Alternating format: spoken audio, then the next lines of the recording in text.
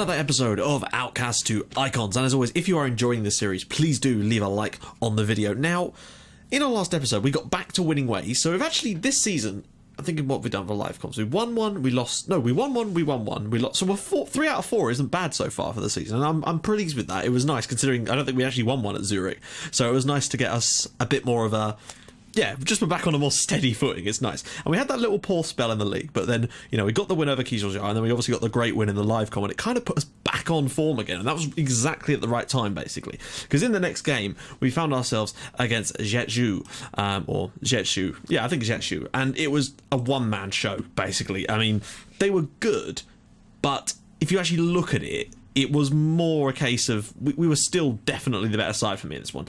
Clear-cut chances, we dominated them on. Most of their shots were from, I say most of, a lot of their shots were from range, so we were by far the better team in this one and deserved all 3 goals that we got. It was just weird getting them in a 15-minute spell. Ilya Kukarchuk is fantastic, and I want to show you something in a minute.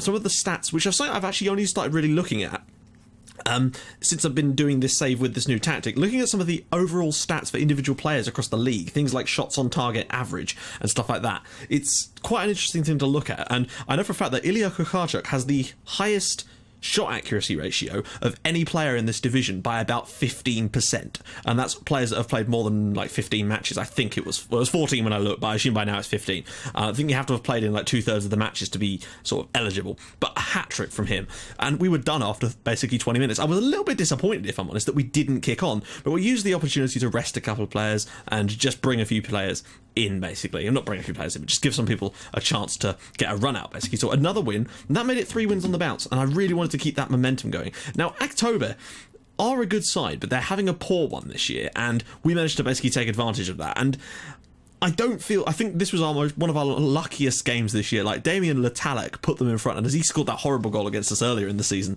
and we went behind. But then, in the space of 2 minutes, goals from first, I'm just going to call him Miljan and then Kukarchuk in a 2-minute spell flipped the game on its head, and I didn't think, you know, for a second that we were going to be able to hang on, but we did.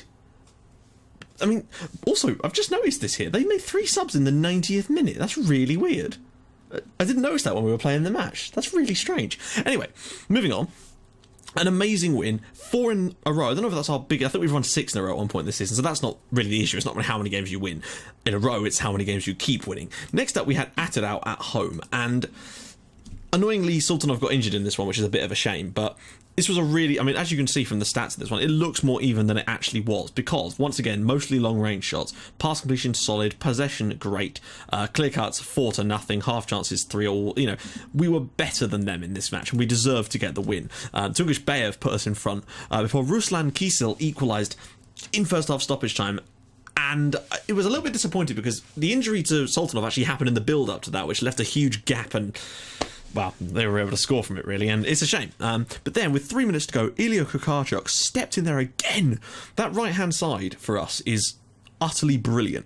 And I think if we can get ourselves a better advanced forward, maybe one that's slightly better in the air than Tungush Bayev, then we'll have another aspect of goals, because he's good, but not in the air. And a lot of that, you know, when we're putting in crosses, you want someone that's decent in the air for that role. So that's one area we're definitely looking at. But in that right-hand side, we've got an absolute monster in Kukarchuk. I'm so happy with him. Unfortunately, in our next match, we went to Astana. They're a tough side, and we just couldn't quite manage it. And I was disappointed because I actually thought we were quite good in this one. And again, looking at the stats, I think it kind of does bear that out. That being, oh, actually no, 4-3 clutch chances, 4 clear-cut chances to 3, solid. We had a few more long shots in this one though. I think is the way the tactics set up, and 74% pass completion, relatively solid in most of the areas I'd like, but they score 3 goals, and that's all that really matters here. We went in front through Kukarchuk again, but then the equaliser came from Tolobek, and then Danilo scored, and then Tolobek wrapped it up with 10 minutes to go. Kukarchuk did get one back for us with his second of the match. He's been phenomenal this month. Unfortunately, Musikov's out injured for 4 to 5 weeks, so that's a little bit shit. So we might have to, move some stuff around ahead of our game in today's episode, which is also against Astana, away from home. So we're basically playing the same fixture back to back. I hope that we can make something of this, but the issue is that our left side is absolutely decimated because Nedashkovsky is out. Musikov is out, as is Mazriku. So our left side is terrible. I think I'm trying to. Kenya Sariev is probably going to have to come in today. But nonetheless, a good little run that we're on at the moment. We're 3 points clear at the top, though, annoyingly, because it was 6 points. But then we had that irritating defeat against Astana, and I really don't want to repeat that today, but I'm not entirely sure if we're going to be able to avoid it. But we're in the top half. We've got into the top section, as you can imagine. There's 10 games to go. We're 3 points clear at the top, but 8 points clear of third place Attila now, and 11 points clear of dropping out of the Europa League places. So I think that with 10 games to go, 11 points clear, there's a good chance for us to try and, get into the European. But I'm just wanting to see, can we battle Kairat for the title? We've led the way for quite some time now. I'm not entirely sure exactly how long, but, well, we got in it in match day 4, and we've basically not let go since then, which is great. But the thing I want to show you briefly is the player stats here. Things, particularly the ones that I'm really finding impressive, is pass completion. Look at that. Both players, Botani and Juljerov, like I was saying at the start of this, have the best pass completion ratios in the league, and that's key for this system to work. Those two players, so the defensive ball-winning midfielder type of player, and I've got my eye on a brand new one, believe me, from the lower divisions. He plays for Taraz. He won't join us yet, but I wonder if we get into Europe and get in the Champions League, maybe, he might join us, and he looks fucking fantastic. Genuinely fantastic. I'll have to show you him later in the episode, or maybe later on if we get time. Juljerov and Botani, just brilliant players there. So that's what I'm talking about. But then you've also got things like tackles per game. Juljerov, look at that, 9.41 tackles per game. Dribbles per game. 3 players are the best 3. Shots on target. Kukarchuk, 62% shot on target ratio. Okay, it's not 15% better, but it is a lot. It's 5% better than the nearest team player from another team.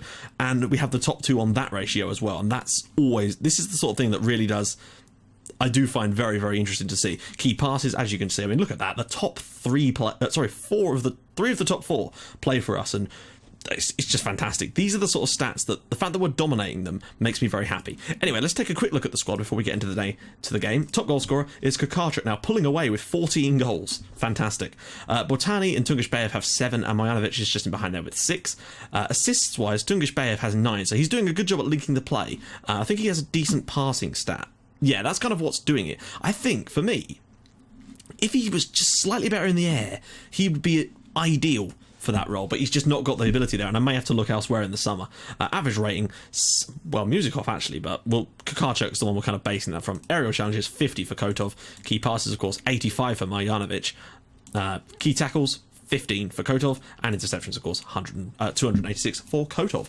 So all is going well. Now, my plan for the way things are going in this league at the moment is things are going so well that I feel like we're going to do good, and I think if we can strengthen the team in the summer, not in the summer, because it's actually like a 20-day gap at one point. So what I'll do next season is I'll do a live com as the last game before the split, because we've had a huge gap that I've had to just sim through, and it's taken bloody ages. So that's the way I'll do it next year, but I've learned from my mistakes. And what my plan is, basically, if we can strengthen next year, I feel that we can win the title. I don't know if we're going to win it this year. I know we're winning it at the moment, but I just feel like now that we're into the home stretch where it's all games against the big sides, we could start to fall away a little bit. I still think that I feel like we could probably get second. I feel that Kairat will probably just go on a really tough, really good run now, and probably will eventually overtake us. But second place from a season that you're expected to come 8th is still a really solid performance, so I'd take it. But my plan basically is, so if we can win the league next year, that'd be ideal, and that's kind of where I'm heading for us with this sort of style. But the idea is I don't want to just leave. I'd rather now try and take these guys and push them until such time as we get offered a job at another club to maybe step up properly then, rather than, because we can get, I think right now we should be able to max out our coaching badges, which should do wonders for us. And I'm hoping that we can keep things happy and going well here, and until we get offered a better job. And if we do well, you never know what could happen. We get to win a trophy as well. So let's get into the match preview screen now. Where are Kairat? Kairat are playing Kaysar today, so a slightly easier one for them, really. One of the weaker sides in this. What sort of system? They're going with the 4-3-3 again. We've had a mixed bag against them, because obviously, right, have we got Payev? Is that really wise? I don't want that. Payev, what's he like as a winger? Like, I've never really thought about his stats as a support winger on this side. He's not awful, you know. Might actually be I've never thought about using him there, but maybe we'll give it a crack. But yeah, I've completely forgot what I was going to say now. That's a pain in the ass. Oh yeah, that's right, 4-3-3. So we beat them on the opening day against their 4-3-3, but they played that in the last game too, and then again, I think we were quite unlucky in that one too, so I'm hoping that the luck we didn't enjoy in that game might come back to us in this one. here's hoping, basically. But I do wonder if this left-hand side could be a bit of an issue for us now. Let's just get straight into this game, basically. Hopefully, I've still got my assistant or a coach that can tell me some instructions, because I think that's going to help us as well. We are apparently the favourites, which is surprising, because they beat us in the last game. Goal difference, of course, has slipped below Kairat. Right, bit of a break recently. 21 days since your last fixture. How do you see that expecting? I always use that one. Suffered a defeat last time. Yep, sure, let's go for it. Right, they are playing 4-3-3. Good stuff. Oh, yes. Oh, I'm so glad that we've got a coach there. Those little extra instructions might just make the difference, because I found that when I don't have them, I feel like the players... Like, the tactic works fine, but I think sometimes in games that are tough like this, that can add a little extra to it. I really don't want to lose here back-to-back games. That would be kind of disappointing from our point of view, considering how well we've done lately. You know, that ended a 5-game winning run, losing here. And it was only by a smidgen, so provided we don't get smashed here, I suppose. A draw. I would take a draw. Ball in, cleared away. Julzharov. Oh, it's ricocheting all around. Payev. Oh, what a hit! Bloody hell, we've started fantastically here. And Daniel Payev scored his first goal of the season. He's finally come back from his leave of absence. But what a start, and we lead. And this would be a huge win. Yeah, away wins in this last little run-in. You know, we've got 5 games away from home. Any win cup will be absolute gold dust. And we've started so well here.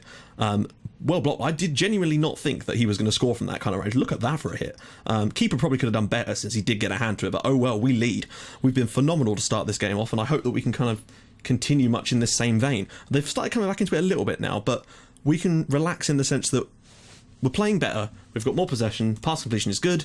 Sorry, I make a lot of a big deal out of pass completion now, because that's sort of the linchpin of this tactic, is keeping our passes nice and tight. It's nice being able to do that at half time as well, though. But the great thing about the way this is working now is they have to come at us because we're the ones winning, and we're away from home. We can afford to sit back a little bit and just say, come on then, we're on the counter-attack already, so... Oh, I thought my goalkeeper was going to come out and sweep then, the one time you don't want him to. It's been a pretty poor game for all intents and purpose, but, you know, we've hit the target once, and that's all that's really mattered. Not had any long shots, though, so that's pleasant to see. Now then, looking at the way this is lining up, Marjanovic is having a really poor one, and I'm just wondering if maybe getting Bracca on for him would do, because I have to be careful, because I can only bring him on for certain players, because you're only allowed to have 5 foreign players in your lineup at the same time, so bringing on one for the other is not too bad. I'll tell you what, I'm just wondering, if we get Payev off and get Kenyasariev on, the main reason for that is... Actually, I'm actually going to do these team talks now. I think our manager stats have reached a time where we can actually... or maybe not, where we can actually get something out of these. Not quite. But Kenyasariev has got a free kick in him, so I wonder if we could win ourselves a set piece, since we have won a few today. Oh, come on, he's been... on the pitch like 2 seconds, and I've just taken off the one player that could go in there, Payev. It's like it knows. Like, I literally substituted Payev there because I thought there was no point in putting him up there. Oh, mate. What have we got for the bench? Yeah, it's going to have to be Milan. Go on then. I mean, he can play there. It's just I'd rather not have him there. He's not his best role. Nope, still no effect. We've got 21 minutes left. No, not 21 minutes left. We're doing okay. I mean, we've had one long shot. It's all a bit tight, but we're actually looking okay here. Things seem to have swung back more towards us later on in this game. I'm not entirely sure why. They've gone 4-4-2, that's what it was. It doesn't seem to have worked for them. That being said, let's not jinx this. Go on, a 1-0. I'd take a 1-0 right now. That would be blissful, actually. It would show us a bit of defensive solidity. There we go. Now clear it. Just please, for the love of God, clear this. Aravin. Just whip that out, whip that out. I thought they was going to let that drop in, and there we go. Astana 0, Spartak Semi 1, and that is a crucial result. We didn't win there in... Oh man, that was so important for us. That keeps us at the top of the league, because Kairat have managed to win their game, which you would kind of expect them to do. Atirau... No, they lost at home to Shakhtar, so we're now actually 11 points clear of the team in 3rd place with 9 games to go. So that's starting to open up a bit of a gap there, but I think it's between us and Kairat for the title, and another LiveCon win. I'm really happy. So that's all good. Dropping out, in terms of dropping out of the Europa League places now, we're 13 points clear with 9 games left. I think Europa League is looking very, very tasty for us now, which will be good, but I really kind of now really do want to win the title.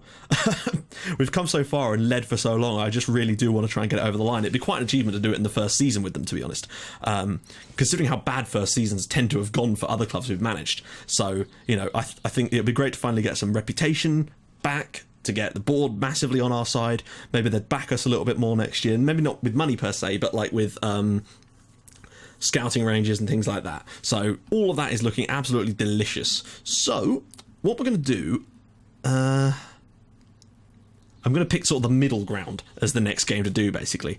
So I want 1, 2, 3, 4. Actually, no, we'll do the Kaiser home game. That would make more sense, because then we'd have 4 games, and then the final one will be that one. I don't want to have too much or too less in any of the episodes, so we're going to do the Kaiser home game. So that means there's a few home games to win here. Atiru, we really want to win the 3 home games that we've got left there. Well, not 3 home games we've got left, but the 3 that we've got in that little spell. That's crucial for us. Shakhtar away is going to be tough, but we have won there this season already. So, guys, things are going well, and I'm really, really stoked to see where this is leading. And I think those players that we've brought in, the little bit of extra squad depth, has given us that little boost we've needed. And we've, won sort of like 6 of our last 7 now, and it's given us a little extra boost. So, if you like what you're seeing, please do drop a like on the video. And if you'd like to even more than that, please subscribe to my channel for more Outcaster icons in your inbox every single day at 5:30 and 8 o'clock. And I will see you guys in the next episode for the home match against Kaiser, and it really could be a case of us potentially even wrapping up the Europa League in that match, depending on how things go in the other games. So I'll see you guys soon. Bye-bye.